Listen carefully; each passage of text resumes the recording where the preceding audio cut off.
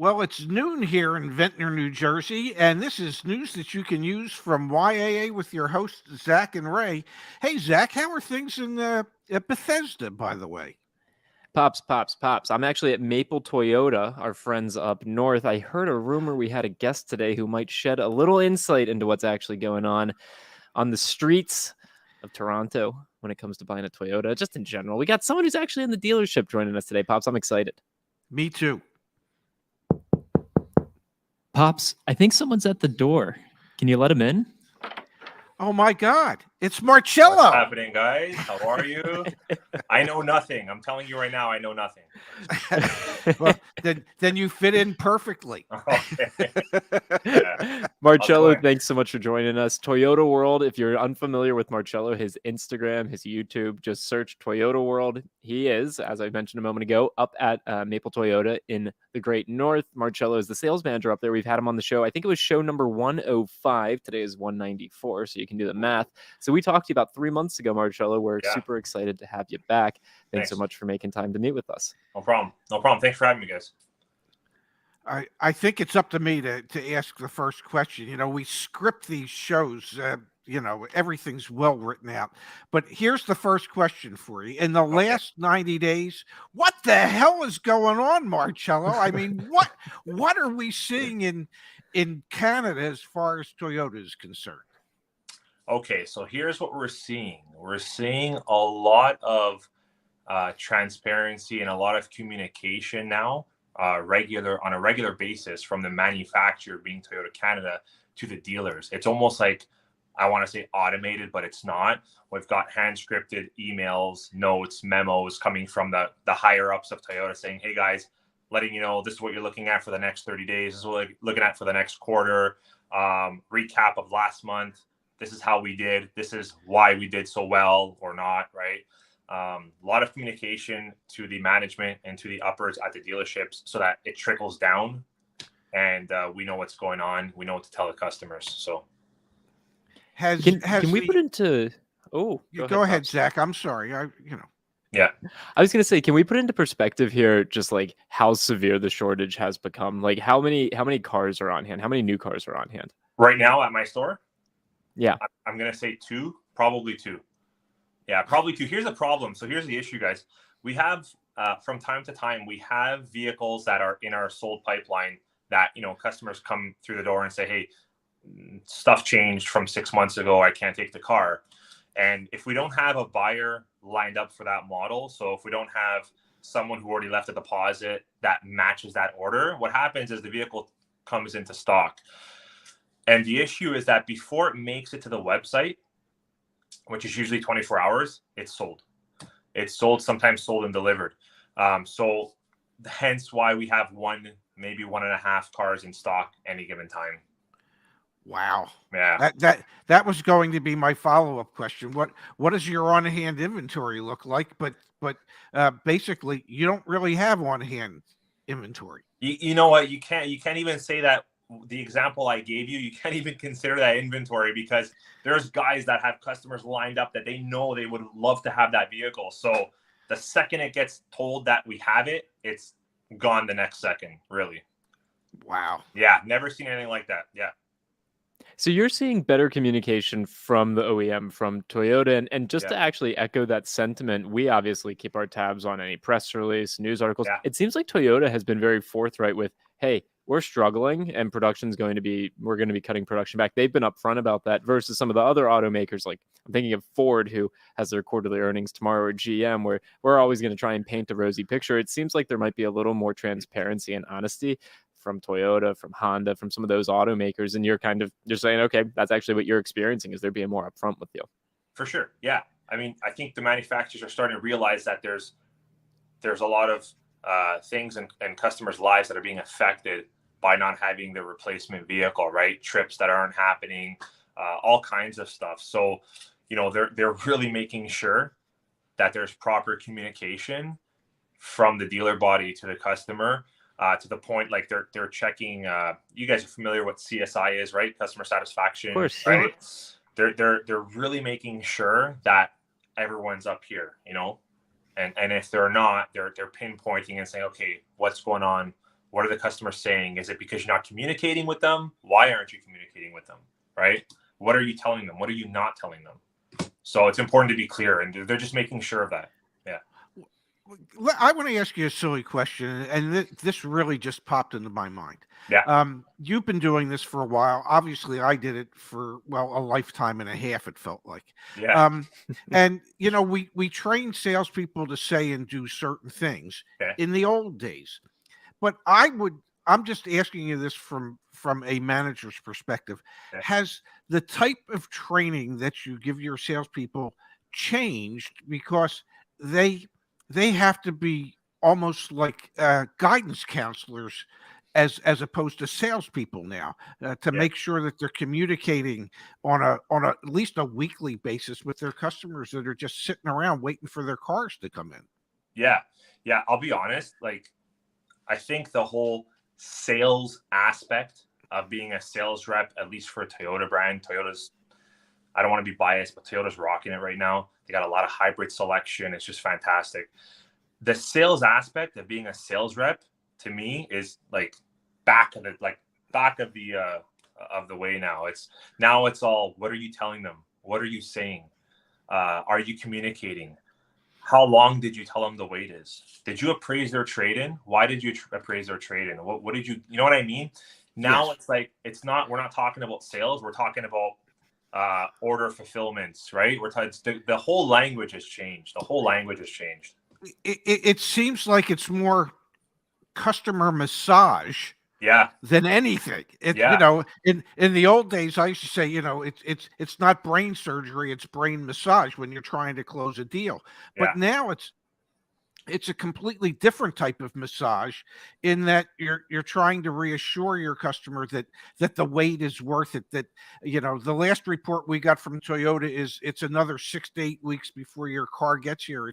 It's just it's not sales 101 on how to sell a car. It's now, how do I keep the customer informed and keep them happy while they're waiting for their vehicle to get here.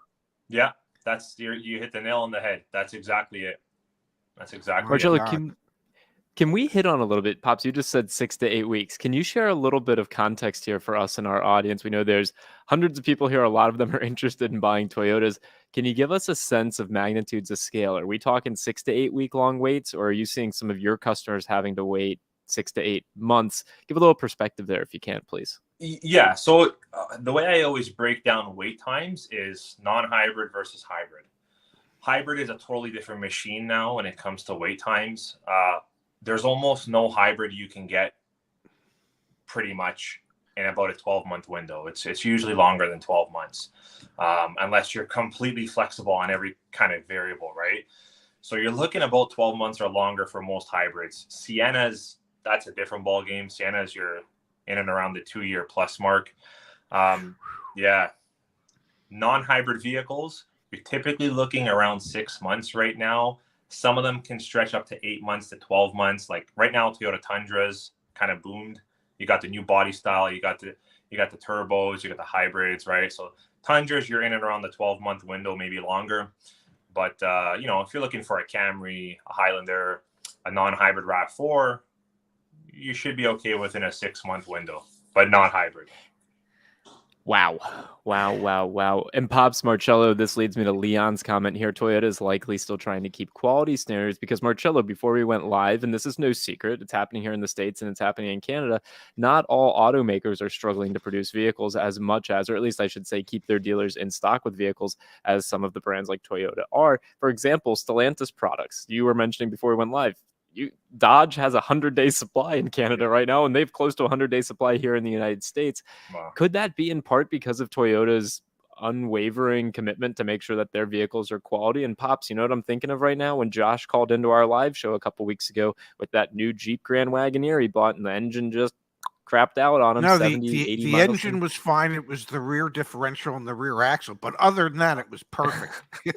What's your take on that, Marcello? Do you think it's quality standards? Is that why we're seeing such drastic wait times?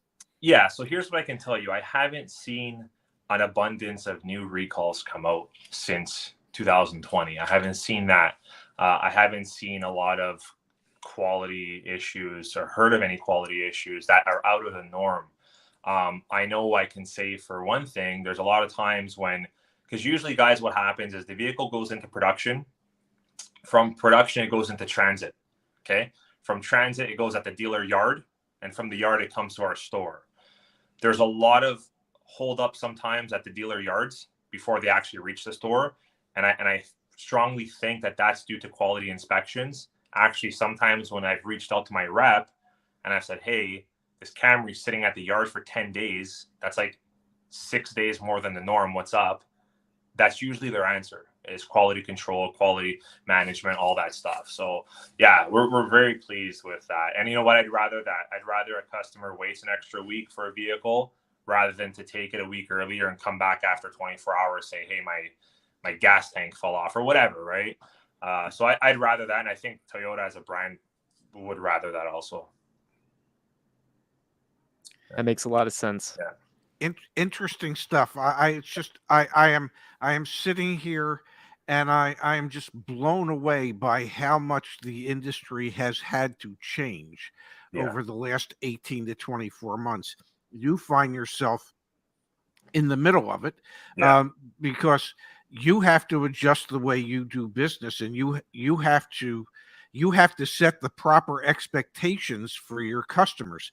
The worst thing a dealership can do is overpromise and underdeliver.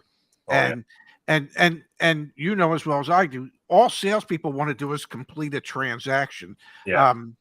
And for a salesperson to have to wait 6 to 8 months to complete that transaction and stay in constant contact with their customers is just, it's mind-boggling to me. Marcello, go ahead, Pops. Well, have you come up with communication schedules that you expect your salespeople to follow when it comes to staying in constant contact with their customers waiting on vehicles? Yeah, so we have a CRM management tool at the store that we follow up with very closely to make sure that there's contact points every so often on certain topics, whether it's through text, whether it's through call, whether it's through email. It all gets logged there.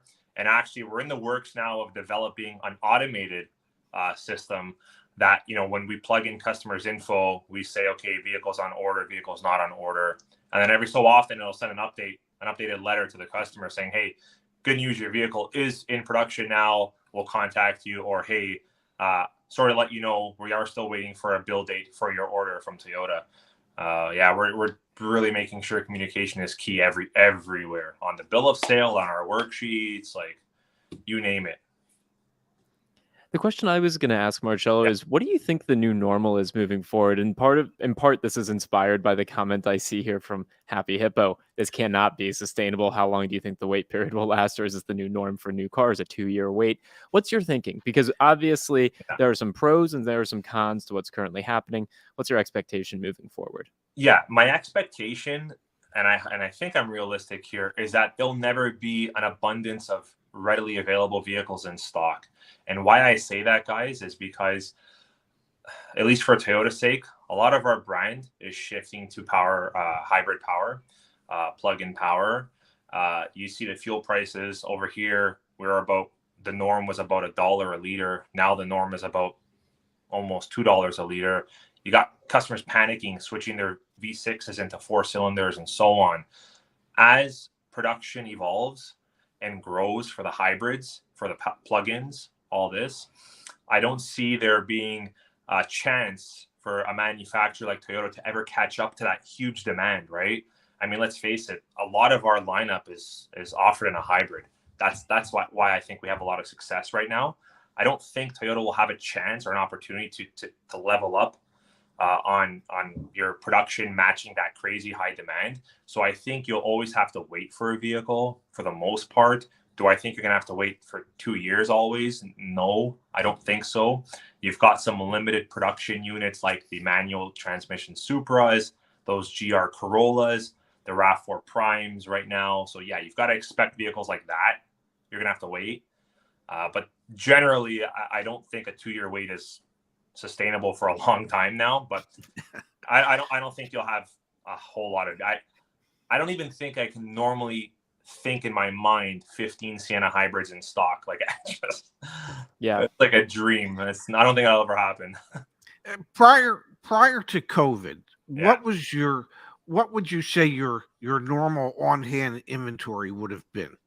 Prior to COVID, we had about 200 vehicles to choose from.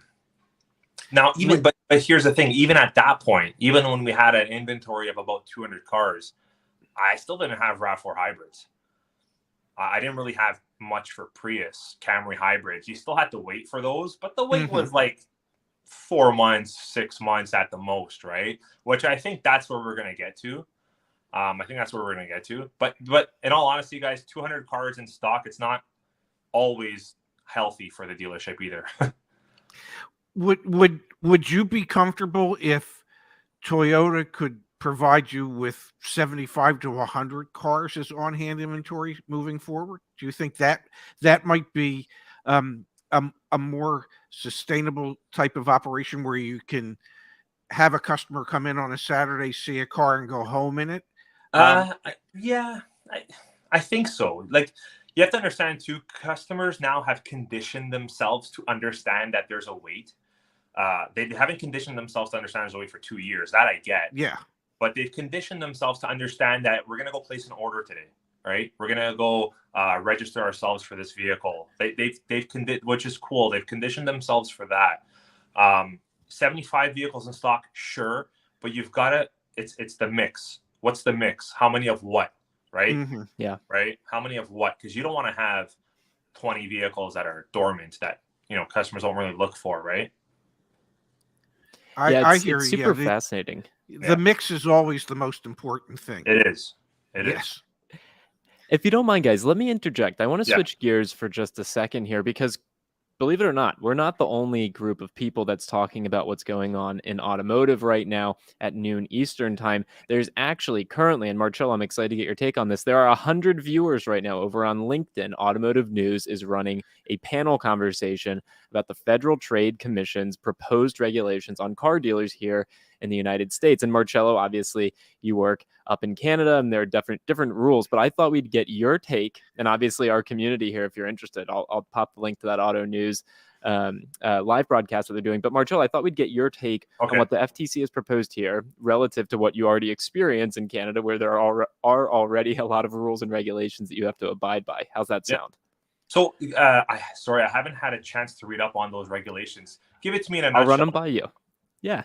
There are 4 proposed, I'll hold up 4 fingers, 4 proposed primary regulations. And here, I'll pull them up on the screen so we can all look at them together. They are, in the US, car dealers would no longer be able to sell products with no benefit to the customer. A perfect example of this, Marcello, would be if you're saying the tires got nitro fill, but there's actually no more nitrogen than what's in the air. You can't charge for that. Interesting concept. The FTC wants car dealerships to advertise real prices of cars online. So the actual total price less any taxes, but the actual total price of a vehicle. Non-discriminatory practices for cash buyers, and getting enhanced consent for F&I products. And obviously, just again, for anyone who's joining us new here, Marcello, you are a sales manager actively currently at Maple Toyota. How do you feel about these types of proposed rules for U.S. dealerships? So this is the first time I'm reading this. This topic is very hot in the sense where there's a lot of conversation around it and there's a lot of thought around it, even if you don't hear the conversation. So just reading on these. So Toyota Canada, I don't know about the US, but Toyota Canada watches you closely. Okay. So if you got a customer, let's say that traded in, let's say a customer took possession of a 2022 Corolla hybrid, okay, 6 months ago, 5 months ago, and decided, you know what, I'm going to move back home to Europe, right? We buy that vehicle off the customer.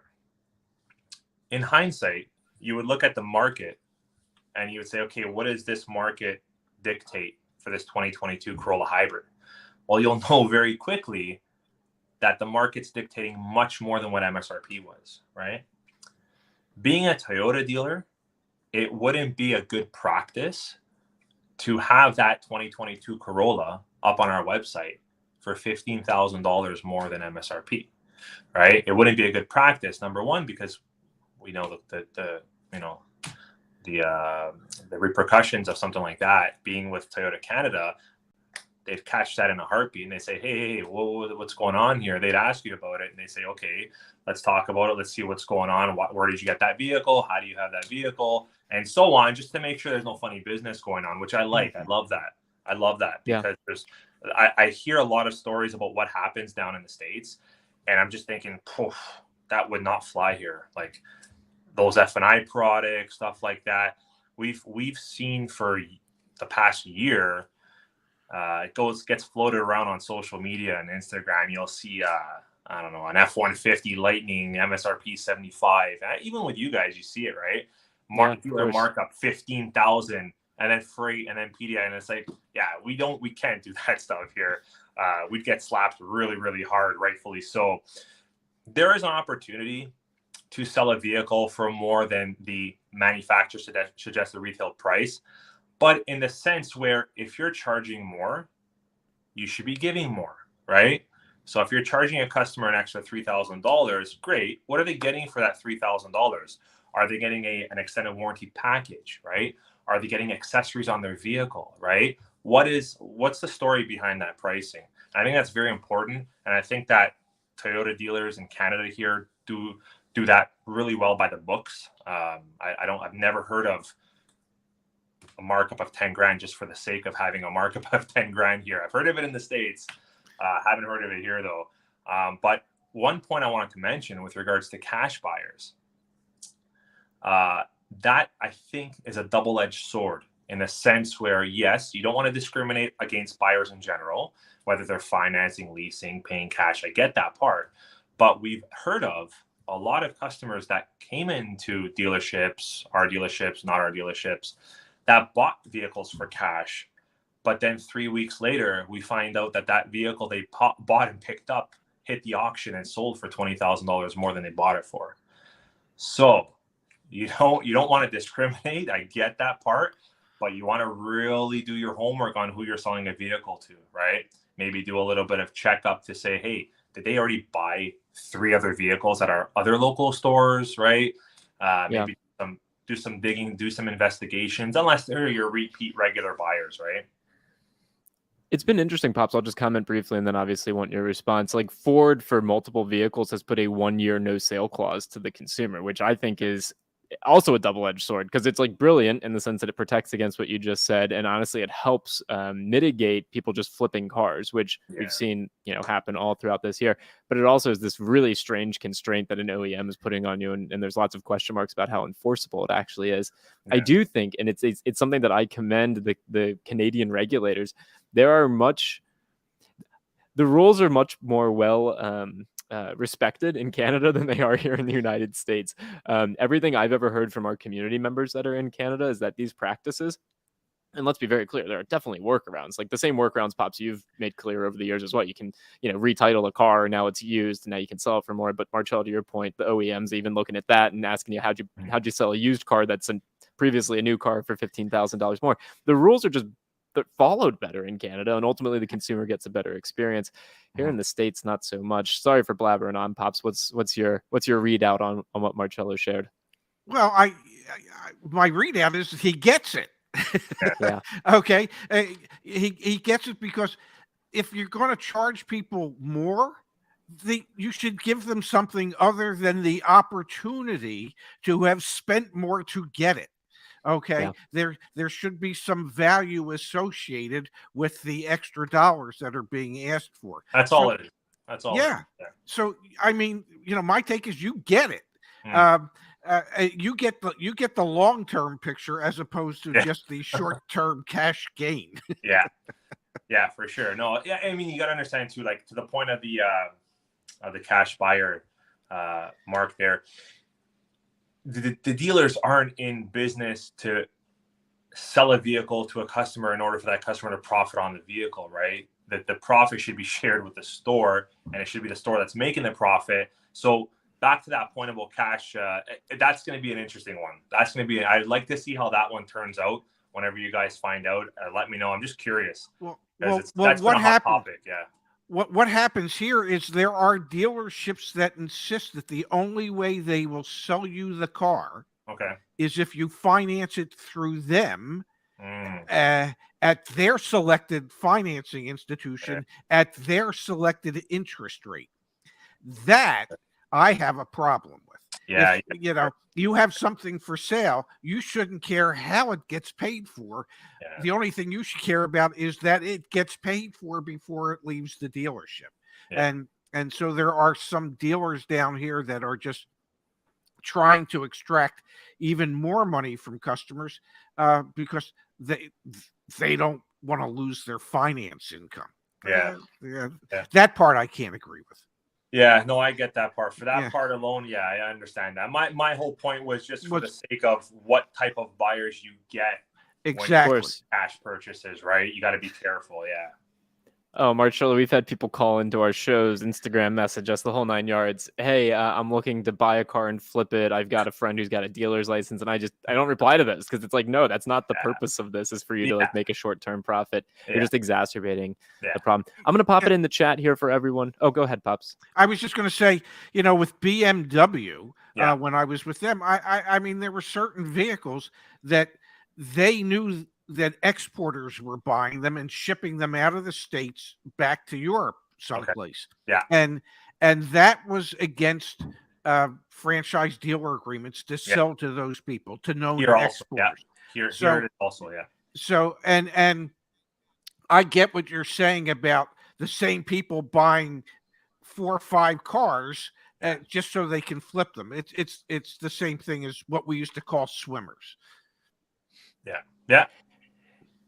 I'm going to pop it up on the screen here for everyone. That is Marcello's YouTube page, Toyota World. So just go to the search bar, type in Toyota World, or copy paste that link. Marcello, thanks for making so much time. Thanks. You're on your vacation and you made time Yeah. to join the YAA community. We really appreciate it. No big deal, guys. Thank you very much for having me.